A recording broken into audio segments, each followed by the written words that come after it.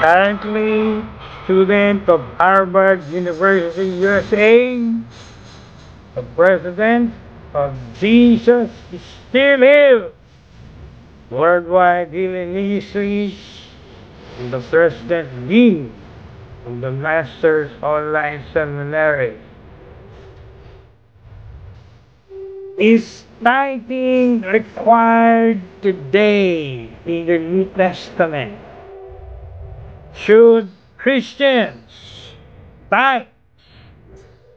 This is one of the big questions many Christians have today. And there is so many different views regarding this matter. And many churches say many different things about tithing. We have to look at what the Holy Bible, the scriptures say or teach regarding this important matter. Because what I say does not matter. And what other people say, even famous bloggers, but have no seminary credentials, as even those who have a doctorate degree. It doesn't matter what they say, especially when they are giving wrong or twisted teaching regarding tithing. Even what your church, priest, or pastor say does not matter, especially if they are not in line with the scriptures. Because you and I and the church can never go above or beyond the scriptures. So today, we will take a look at what the Bible really says about giving or paying tithes. And if this is your first time in my channel and you have not yet subscribed, then I want you to go to YouTube and type in the search bar the name of our YouTube channel, The Greatest Healer and the Traveler.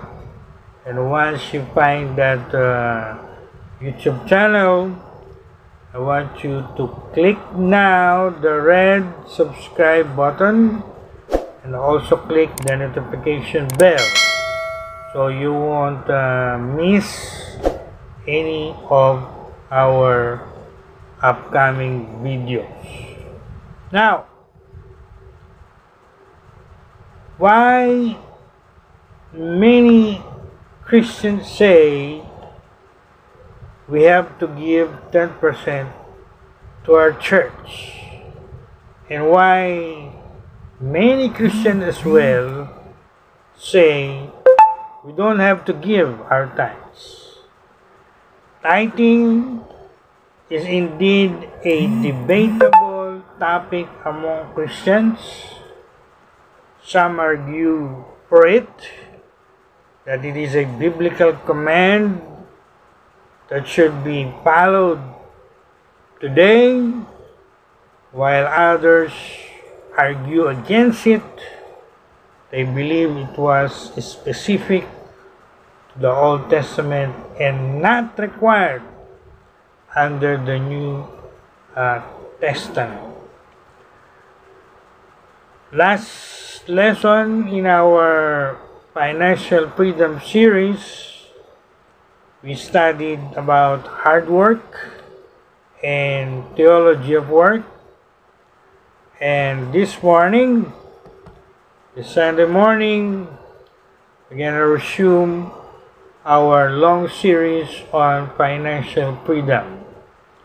And in today's video, sa tutorial, sa message po natin sa umaga ito, we will study, we will discuss one of the keys, isa sa mga susi to financial freedom or financial prosperity, and that is tithing.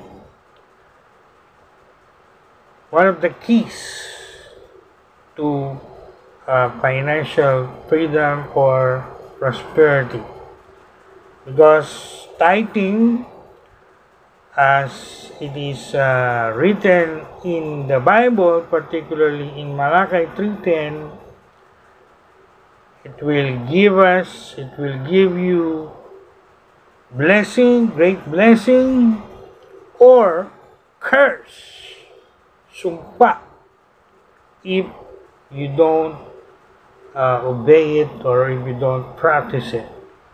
So it means blessing or curse of poverty. So let's take a look again at what the Bible says, and let's all understand. Kailangan po nating unawaing mabuti. Ulitin ko po, unawain nating mabuti what the Bible really teach about tithing. Especially yung pong mga verses sa Gospel ni Matthew at sa Gospel ni Luke, that the Lord Jesus Christ spoke in the New Testament regarding tithing.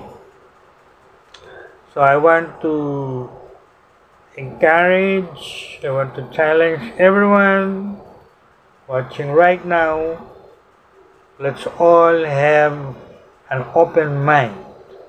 Buksan po natin yung ating mga isipan, yung ating mga pangunawa, and let's have teachable spirit.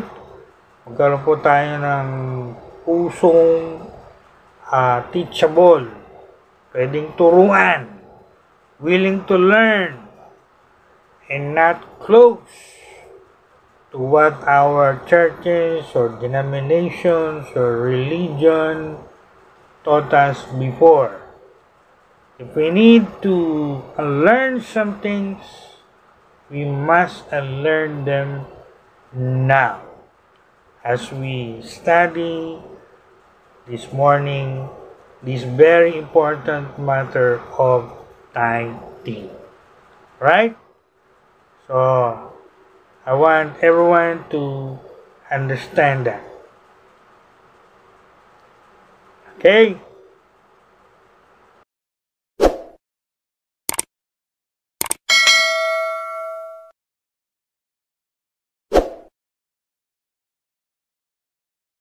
So in order for me to answer this question, big question among many Christians, debatable topic,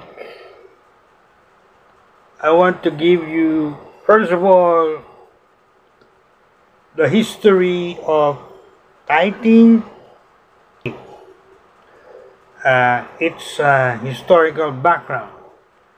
Before I give you this morning my short exposition,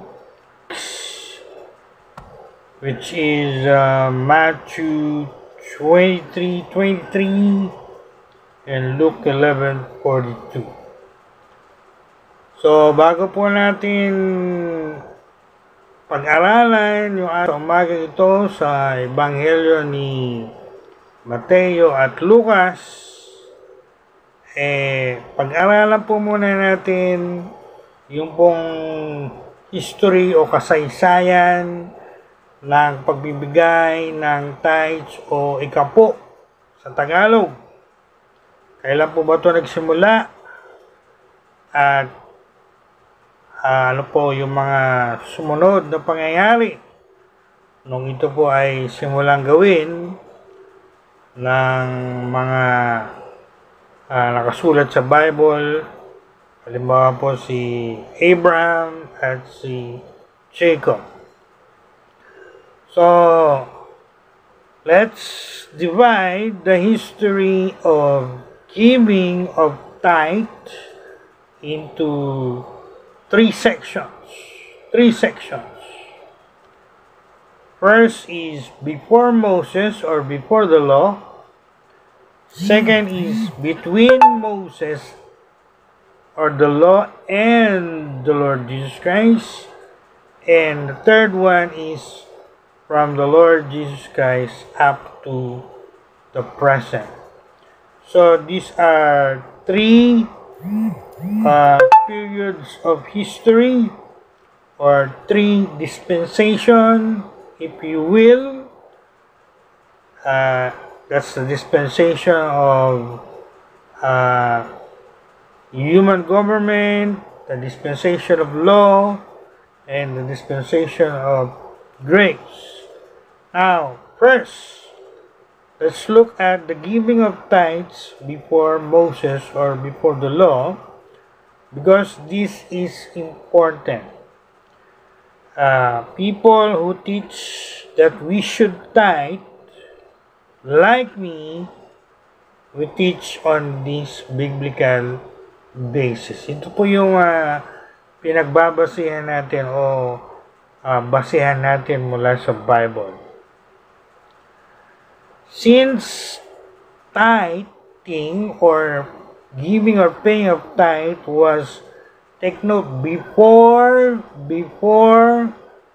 the giving of the law, before the law,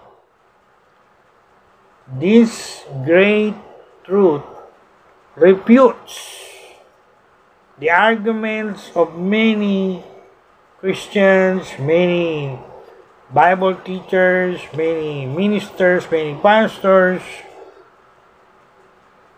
who today say and teach that tithing is part of the Mosaic or Old Testament, or part of the law.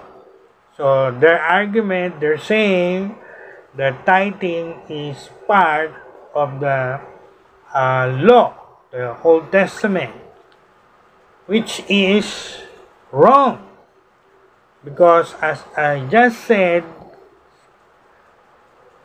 paying or giving of tithes was done already before the giving of the law of Moses. So meaning, ang pagbibigay po ng ikapo ay ginawa na bago pa man ibigay ng Diyos yung law kay Moses. So mali po yung nagtuturo na ang tithing o pagbibigay ng ikapo ay part ng Old Testament covenant or Mosaic law. Since Abraham tithed and Jacob tithed before, again, I'm reiterating, before the giving of the law, before the law, and we can read that in Genesis chapter 14, verse 20.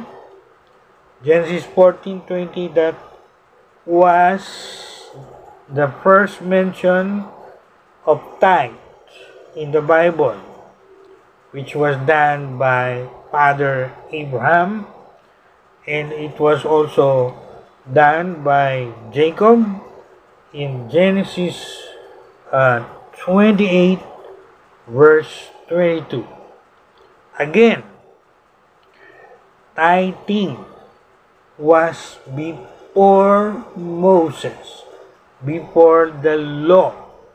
So, that is really refutes the argument of many that says tithing is part of the Old Testament or the Mosaic law.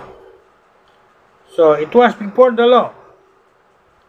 Therefore, it is to be after the law. It is we can say, a universal principle. Something that was done before the law, was done during the Old Testament, and should be done as well even after the law during the New Testament times in our day. So you might ask, what is the Hebrew word or the Greek word for tithing? Since Dr. Lopez studied the Hebrew of the Old Testament and the Greek of the New Testament. So those who are writing down notes, I want you to write this down.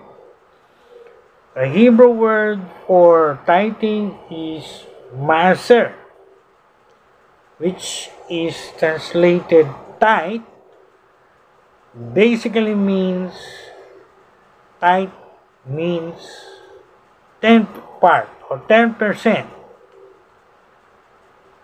It's the same as dikatou in the Greek, which is also means 10.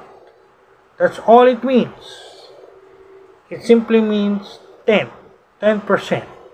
So whether it is the Hebrew word maaser or the Greek word dikatou, both words mean one thing, that is 10%. 10%. So somebody says it is not a religious word, it's a mathematical word. So pagka sinabi po natin o pinag-usapan po natin yung ikapo sa Tagalog, ang tawag nila dyan ay ikapo or 10%, ibig po sabihin yan, kaya ng pagkakaintindi ng marami, ay yan po yung 10% ng ating gross income. 10% ng ating gross income. Hindi po net income, kundi gross income. Kung halimbawa ay ang monthly income natin ay 20,000, so ang ating pong tithes or ikapo, 10% of 20,000 is 2,000, right? 2,000. So ang dapat nating ibigay na tithes o ikapo ay 2,000, which is 10% of our gross income. Okay?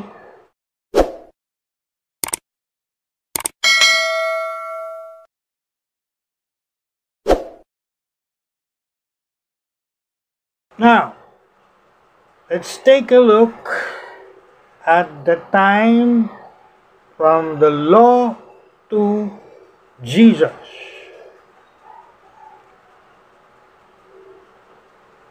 And we can read that from Leviticus 27 verse 30. Ito po yung time na ibinigay na yung law kay Moses, or we call that Mosaic law, during the Old Covenant or the Old Testament. And mababasa natin po yan. We can read that from Leviticus 27 verse 30. And as my practice, I will read it from the Amplified Bible, and you can read it for yourself in your own Bibles, whatever translation you prefer. So it says here, Leviticus 27:30, and all the tithe, 10th part of the land, whether the seed of the land or of the fruit of the tree, is the Lord's. It is holy to the Lord. So dito po makikita natin, mabasa natin, sabi ng Panginoong Diyos, ang ikapo o 10% ay kanya, His. That is His property. It's no longer our property. And ang tawag po ng iba dito ay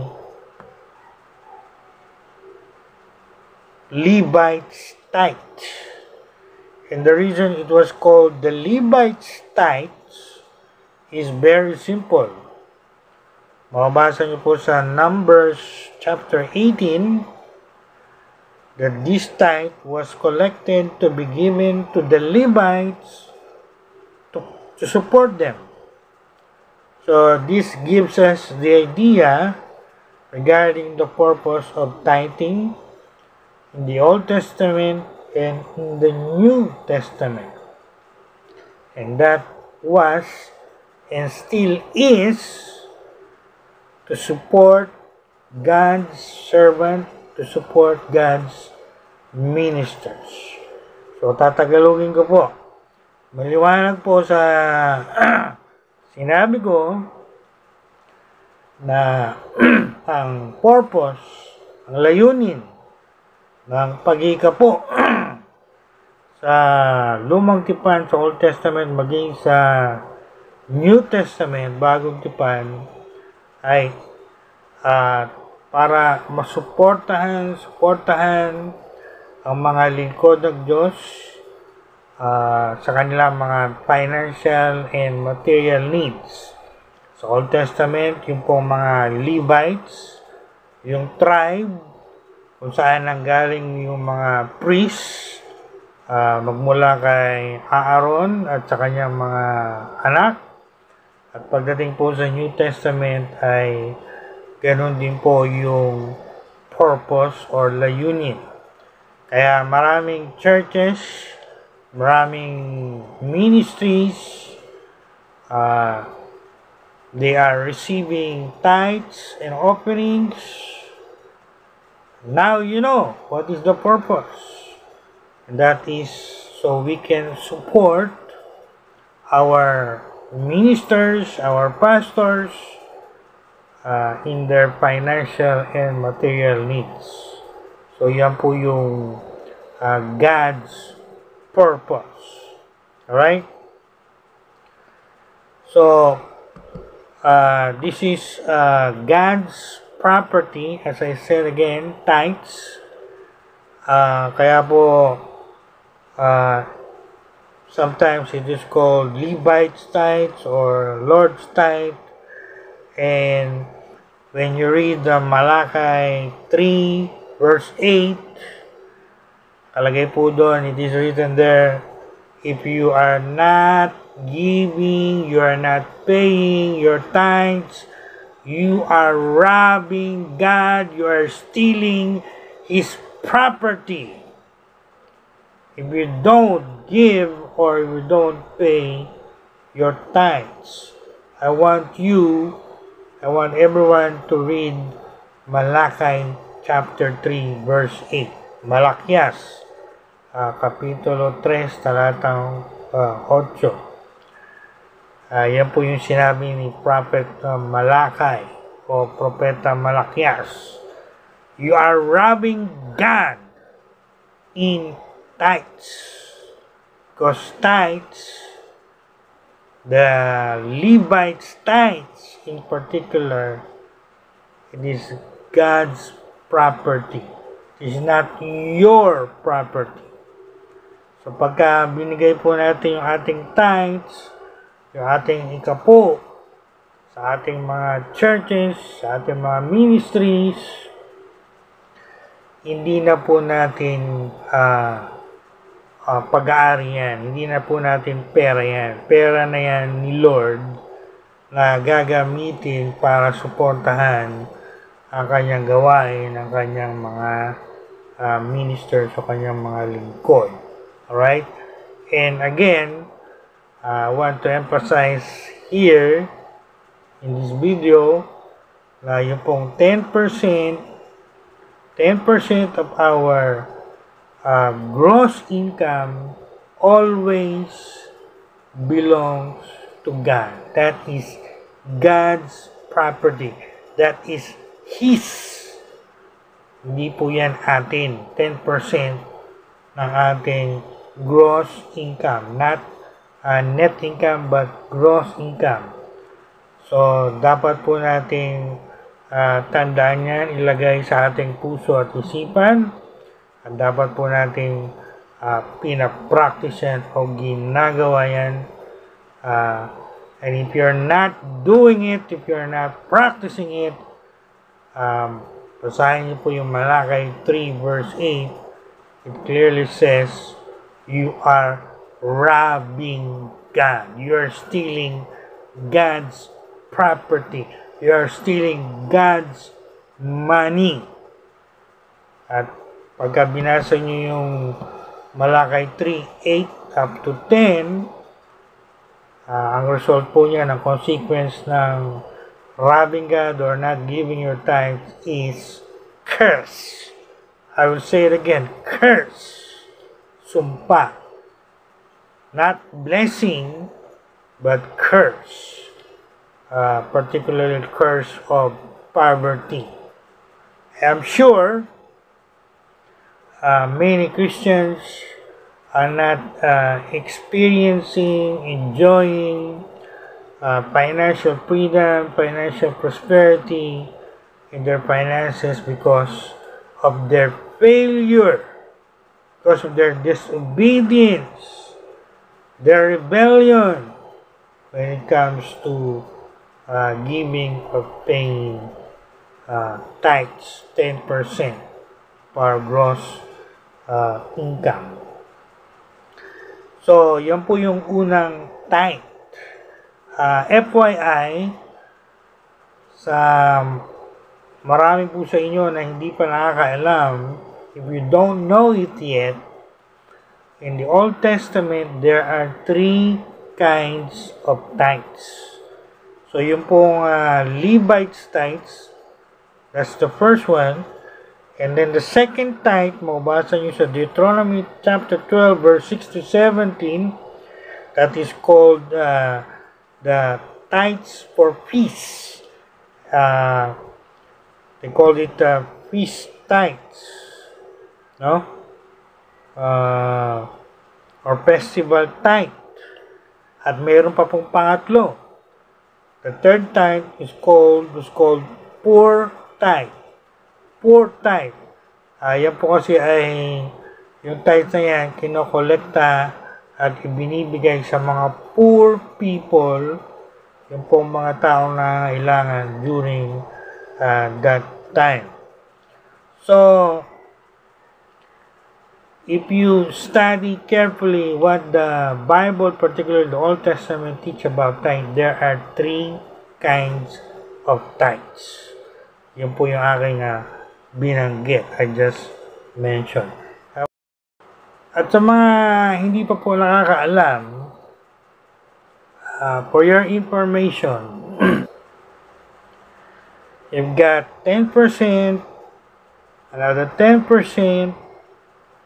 and 3 1/3% every year. If you got 10% every 3rd year, that's the poor tithe.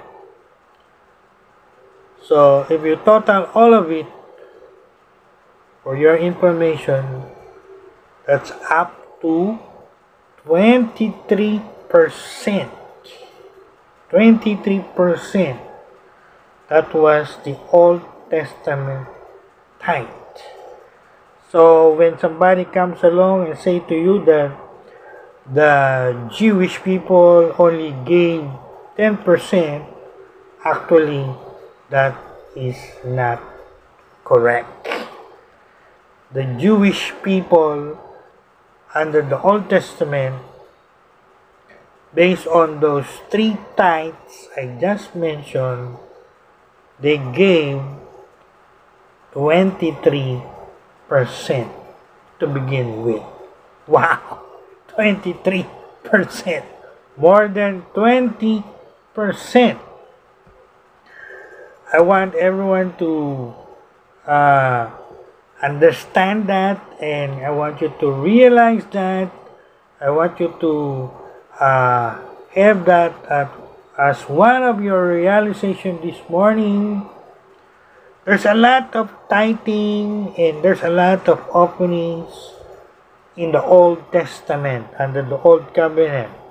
So don't be surprised when there's a lot of giving and offerings in the church today as well. Minsan, maraming umaten sa mga churches.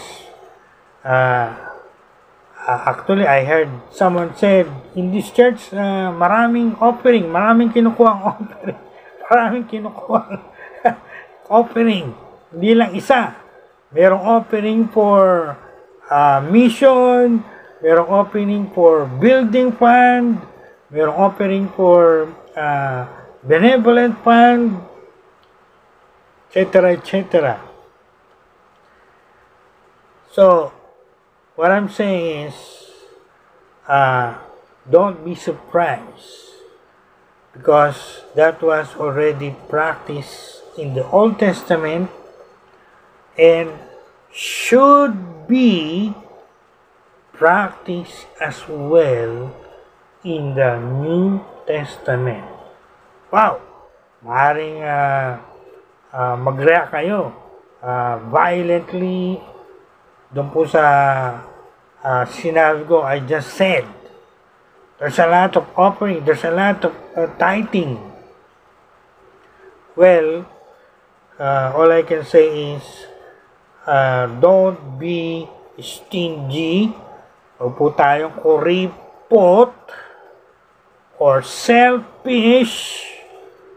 Sarili lang natin yung ating iniintindi, ating mga needs and wants with the money that the Lord entrusted or gave to us. I want you to realize this morning one purpose of your financial blessing, yung pong mga pera, yung mga financial blessing na natatanggap natin kay Lord. Binibigyan tayo ni Lord ng kanyang mga blessing, ng mga ganyang blessing, not to be stingy with it, yung maging kuripot tayo at ayaw natin magbigay, or selfish tayo, gusto natin yung mga pera natin gamitin lang natin sa ating mga pansariling pangailangan o kagustuhan. Sabi nga, ika nga nila, you are blessed to be a blessing to others. Binigyan tayo ni Lord ng mga blessing, financial blessing, so we can share this blessing, first of all, with His church, with His work, with His servants, and with our fellow Christians who are really in need. So, one purpose of our financial blessing is so we can support God's work, God's church, God's ministry, and His needy people. I will say something here this morning.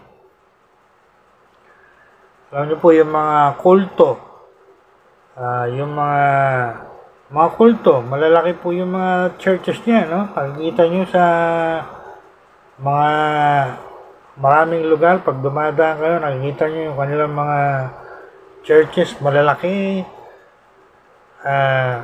You know why?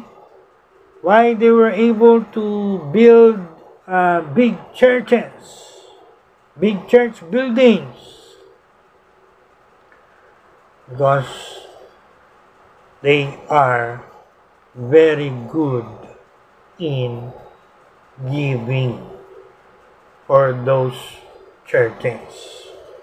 At marami silang ibinibigay at marami pong natatanggap yung mga kulto niyan mula sa kanilang mga membro, kaya po sila nakakapagpatayo ng mga malalaking church building. And yet, many Christians failed on this important matter of giving in many churches and ministry. Kaya nga nila, dinaig pa ng mga kultong ito yung maraming Christians pagdating sa giving o pagbibigay. So, you can see from what I just stated, from Levites tithes to festival tithes to poor people tithes, that is the way, the method in the Old Testament to fund people who run the government, the church, the Levites, to supply their national fees and for the welfare program, so they can help and support poor people among them. So that is how they fund those worthy activities. And I can say this morning, we must do the same nowadays in the New Testament. Simple lang po yan, no? Saan ba tayo kukuha ng pondo para sa ating mga churches, para sa ating mga ministries? Di po ba magagaling po yan sa ating mga members, sa ating mga faithful and sacrificial givers or supporters who give their tithes and their offerings, so we can have funds, so we can have budget, so we can have money to run our churches, our ministries, and to support our ministers, our pastors, and to help our needy members and attendees. So, dapat po maunawaan po natin yan. Sabi nga ng iba, kaya nga nila, ang church po, ang ministry, para po yung sasakyan. Kung walang gasolina, paano po yan tatakbo? So, kailangan po niya ng gasolina, kailangan po niya ng funds, pondo, na magagaling sa ating mga miyembro sa kanilang mga tithes and offering. So, I want everyone to understand this important. Now, I will give you now my short exposition of our text. After giving to you the history of tithing or giving, let's go to our text from Matthew 23, and its parallel passage from Luke 11:42. And we have 5 points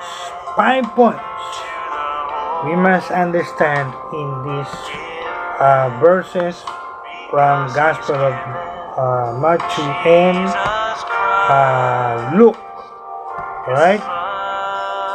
And in these passages or verses, we can see clearly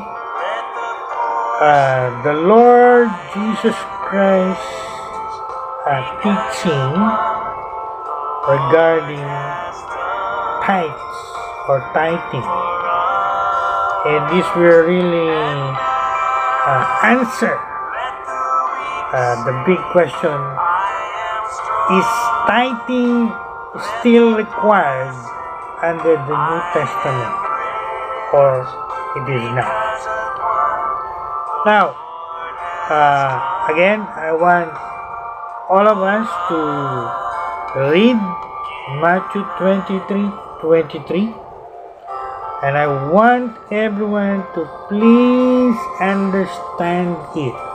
Huwag lang po natin basahin, unawain natin mabuti. Yan po sinabi ko kanina, unawain natin mabuti para maunawaan natin ng maliwanag. And kung kinakailangan natin mag-pray para maunawaan natin to ng maliwanag, you pray, no? Because many Christians, even many pastors, many ministers don't understand these verses from Matthew and Luke, and they teach those verses never tell us to tithe, but they are wrong, and I will show to you right now that they are wrong. Alright, so let's first read this Matthew 23:23 in the Amplified as my practice. Matthew 23 verse 23. Woe to you, self-righteous scribes and Pharisees, hypocrites! For you give a tenth tithe of your mint and dill and cumin, focusing on minor matters, and have neglected the weightier, more important moral and spiritual provisions of the law: justice, mercy, and faithfulness. But these are the primary things. Take note. The Lord said here, you ought to have done. I'll say it again. The Lord said, you ought to have done. Or, for the last time, the Lord said, you ought to do, without neglecting the others. Later on, mamaya po, I will give to you the Greek word used here to show to all of you, especially those who are against tithing and are saying tithing is no longer required in the New Testament. I will show to you the Greek word used here that shows to us clearly that tithing is still required in the New Testament in our day. So, what I read was from the Amplified Bible.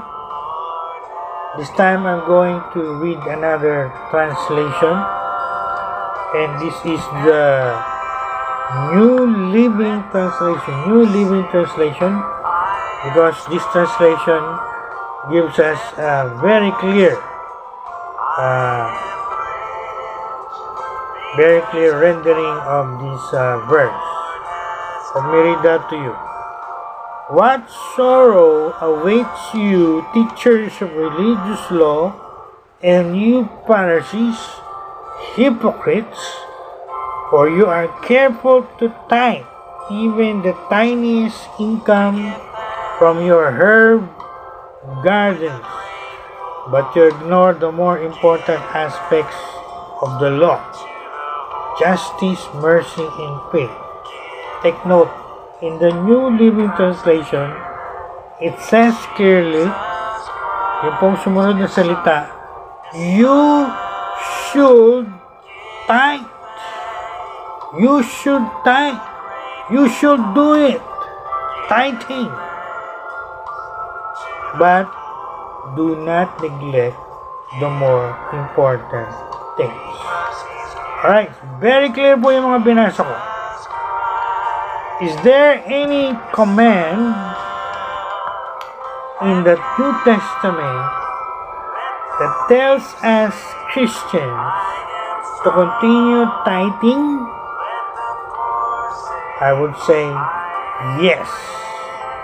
And one of the most important scriptures to answer that question is here in our text, Matthew 23, verse 23. And as I said a while ago, there are 5 important lessons or points we must learn from this text this morning. And I'm going to give that to you right now. First, notice, I want you to take note that in this verse, I just read, the Lord Jesus Christ here affirms and commands tithing few days before his death. He affirms the obligation to tithe. Tagalogin ko po. Unang punto natin dito sa text na to, sa verse na to, makikita po natin na inutos ni Lord Jesus o inaffirm niya bago siya mamatay, ilang araw bago siya mapako sa krus, inaffirm niya yung obligation nating mga Christian na ipagpatuloy yung pagtatay.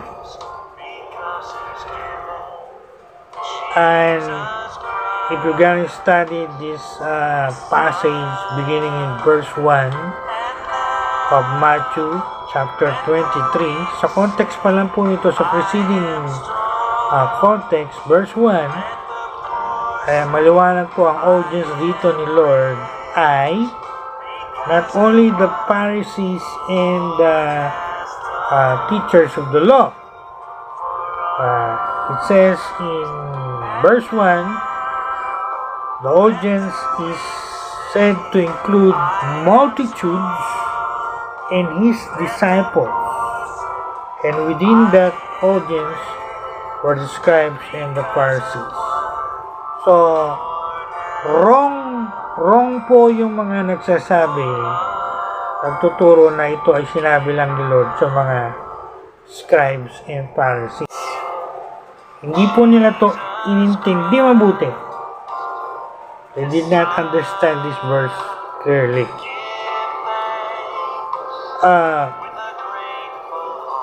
Ito po yung aking sinabi kanina. I will give you the Greek word used here. What is remarkable here is that Jesus, the Lord Jesus, does not give even one hint or one suggestion that tithing was to be done away in the New Testament. Nothing in the Greek word indicate that. On the contrary, yung pong ginamit dito na Greek word dei, D-E-I, if you're gonna use Greek lexicon, it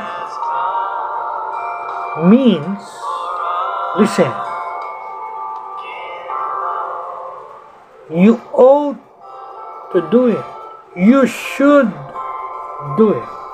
It is defined by lexicon as meaning something you must do. I'll say it again. Something you must do. And as a necessity or necessary thing to do, kailangang gawin. Necessary, obligation, even compulsory. What must happen? That is the Greek word used here. Dei, D-E-I. Again, it means it is a must. It is necessary. One should do it. One ought to do it. It is binding. It is necessary. It is proper. It is inevitable. See? So, saan po rin yung makikita sa verse na ito na nagsasabi na sinabi ni Jesus na hindi na magta-tithes sa New Testament? Wala po kayong makikita ganyan indication. Even in the original Greek, as I said, the Greek word used here says the contrary. It is something we ought to do, we should do. That's very, very clear. So, again, the Lord is about to be crucified a few days in this verse in Matthew. We will study it very carefully. Bago po siya ipako sa krus, in-affirm niya yung tithing, that it is something we ought to do, we should do. Never did he tells us in this verse to stop tithing in the New Testament. So, alam niyo na po yung purpose of tithing. I already said that a while ago. So, it is a command. Again, something that must be done. Not only by the Pharisees and the scribes, also of Christians today in the New Testament. So there's the first point or first lesson. Second, it is very interesting to note that tithing is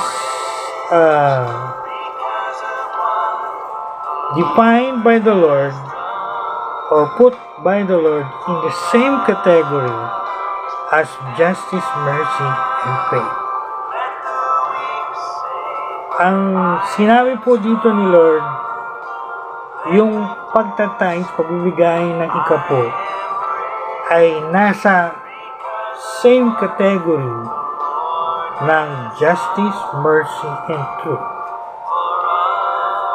Binigyan din lang dito ni Lord Jesus na yung justice, mercy, and faithfulness are more important matters of the law, or in other translation, weightier, mas mabigat. And tithing is, he said, also important. Although, he said, more important yung justice, mercy, and faith. So he says these three, justice, mercy, and faith or faithfulness, are weightier, mas mabigat na matters of the law. Other version says more important matters of the law. Now, stop and think about that. Alam niyo po, nowadays, very popular to say that the law is done away with. We're not under the law. We're not under the Old Testament. We're not under the Mosaic law. And we don't live under that law. But the Lord Himself said in Matthew 23:23, He put not only justice, mercy, and faith within the category of the law, which proves an important point. So, He's telling us in this verse to place tithing in the same category, although He affirmed that the other three are more important. So, ano po ang pinapakita nito sa atin? Is this verse showing to us that tithing is not important? No. It says here, He's showing to us here, tithing is still important matter in the New Testament. We Christians believe that justice, mercy, and faithfulness were just as valid and applicable for God's people before the law, during the law, and even after the law. Well, that is God's character, reflection of God's character. Therefore, logically speaking, if you are saying or teaching that tithing is no longer applicable today in the New Testament, so you're saying, teaching, justice, mercy, and truth are no longer applicable today in the New Testament, right? And of course, when you say that, when you teach that, that is wrong. Justice, mercy, and true faithfulness are still applicable today in the New Testament, and so is tithing. I want you to understand that, especially you who are against tithing in the New Testament, and you're saying, you're teaching tithing is no longer required in the New Testament. You are wrong. Mali po kayo. No? Intindihin niyo po mabuti yung nakalagay dyan sa Matthew 23:23. Alright? And don't make a wrong statement out of it. Third lesson.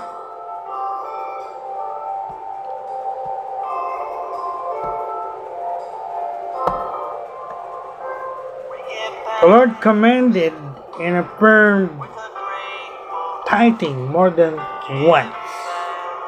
Hindi lang po dito sa Matthew 23:23. Notice the chronology or the progress of revelation, as we call it. It's not only in Matthew 23:3, also in Luke chapter 11 verse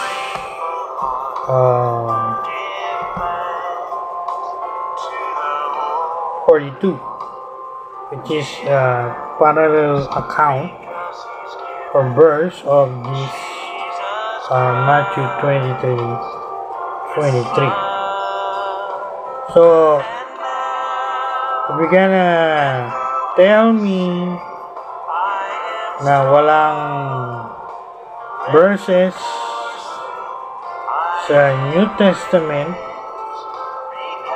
about tithing, you're wrong, because there is Actually, dalawa pa sila. Sa Matthew and sa Luke. So, in Matthew 23 again, was not the only time that the Lord told the people they should tithe. The Gospel of Luke also records a passage that places this at a different time and a different situation. But basically, the message are the same. Speaking to the multitude, to these disciples, and gaya nga sa binasa natin sa New Living Translation, it says in both verses from Matthew and Luke, you should tithe. You ought to tithe. But do not neglect the more important matters of the law, which is justice, mercy, and faithfulness.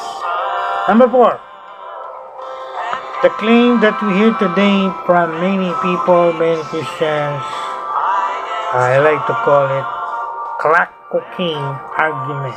What is the crack cocaine argument?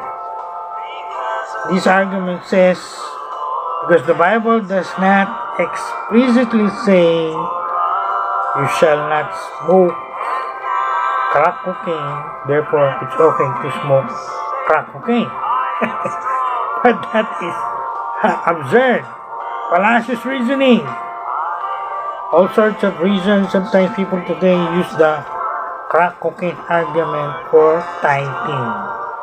And what they usually say, there is no explicit verse in the Bible that says we Christians should tithe, and so they don't practice it and tell others not to practice it. But again, that is error, wrong teaching, and absurd. And number 5, the last point or the last lesson, but the most important one in this verse, I want everyone to listen.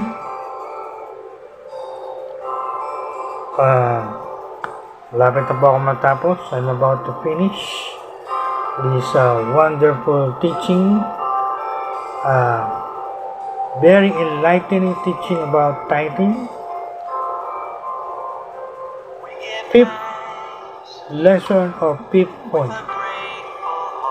The main point being addressed here is not about forbidding or stopping tithing.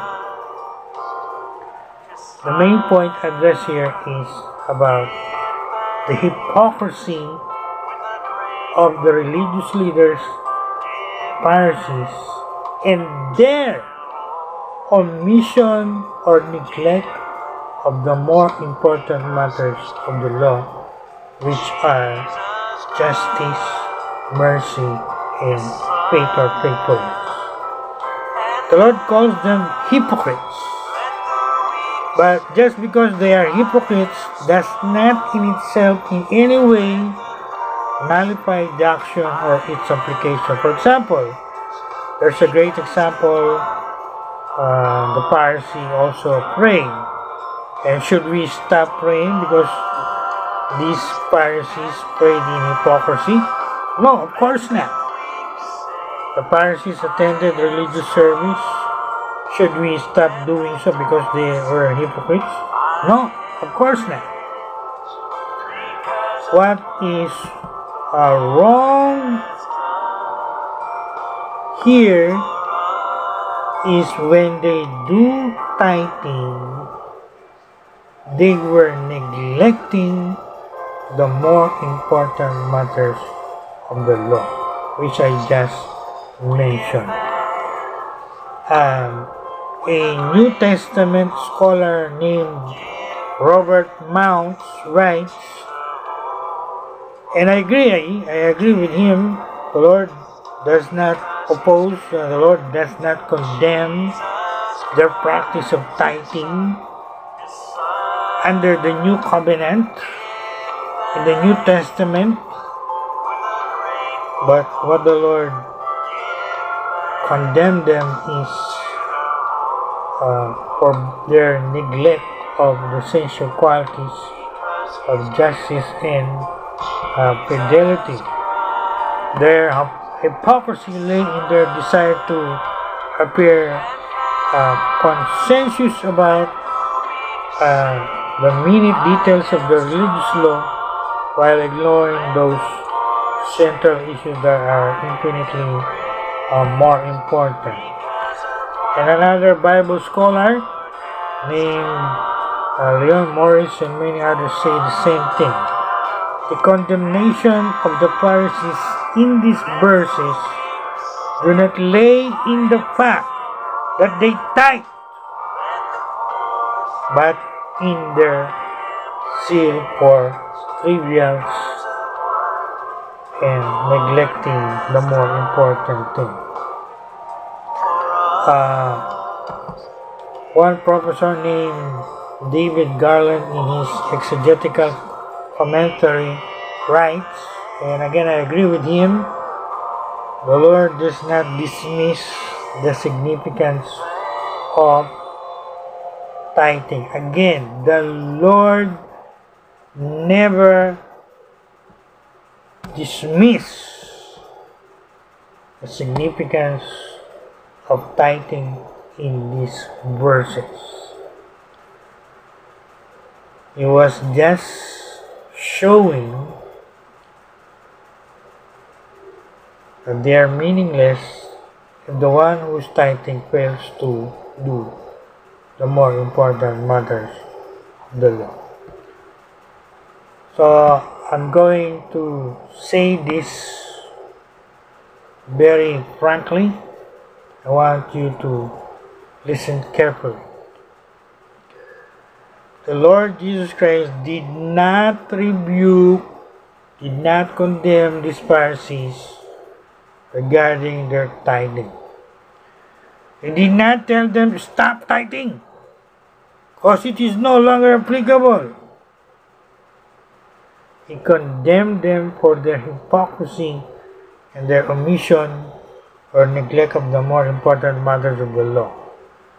And I want you to note at the end of this verse, of this statement, the Lord commanded them, and as today, the tithing should be done. Again, I'm reiterating, should be done, ought to be done. At the same time, not neglecting justice, mercy, and faithfulness. So very clear po yan. Tithing is no longer required today in the New Testament? No! Billion times no. What he's saying, what he's teaching us here, and to them, the first century, we must practice tithing and justice, mercy, and faith or faithfulness. To do tithing and omit the others is wrong interpretation, wrong teaching, wrong application, as those Pharisees did, and to practice justice, mercy, and faith or faithfulness today, and skipping or omitting, not practicing tithing, as many Christians say and teach and do today, is wrong interpretation, wrong teaching, wrong application as well. We must practice both, the two, nowadays in the New Testament. So, ibig mo sabihin, dapat po Nagtatights tayo pa rin sa New Testament. At the same time, we're practicing justice, mercy, and faith of faithfulness. Hindi po pwede yung isa lang. Tithing and the more important matters of the law. That is the correct, accurate, and true interpretation, teaching, and application. And I would say that is the correct, accurate answer to the question in my intro. Is tithing required in the New Testament? The biblical answer is yes. Should Christians tithe nowadays under the New Testament? Yes. Are Christians still required to tithe? Yes. Is the Old Testament tithing still required for the New Testament Christian? Again, yes. Should Christians still pay tithe to their church or ministry? I would say yes. Guys, ladies and gentlemen, brothers and sisters, beloved, if you are saying or teaching tithing is specific in the Old Testament and not required under the New Testament, I want to challenge you now. Think again. Study again. Especially the verses I just expounded. These are very important verses about tithing in the New Testament. Matthew 23:22, Luke 12:42. Pray again that the Lord give you a fresh, new understanding, revelation regarding His teaching or command from tithing. Surely, you are missing, omitting, neglecting something great. Again, the Greek word used there means you ought to do it. You should do it. Tithing. And to those Christians out there who are already practicing tithing under the New Testament, I want to encourage you today. I'm also a tither for many years. Actually, I just gave a big amount of my tithes, more than 5,000. Katatapos ko lang po magbigay ng malaking amount ng aking tithes o ikapo. Let's keep practicing this principle or command faithfully, consistently, even sacrificially. Let's put it first, especially when we receive our monthly income, weekly income, or daily income.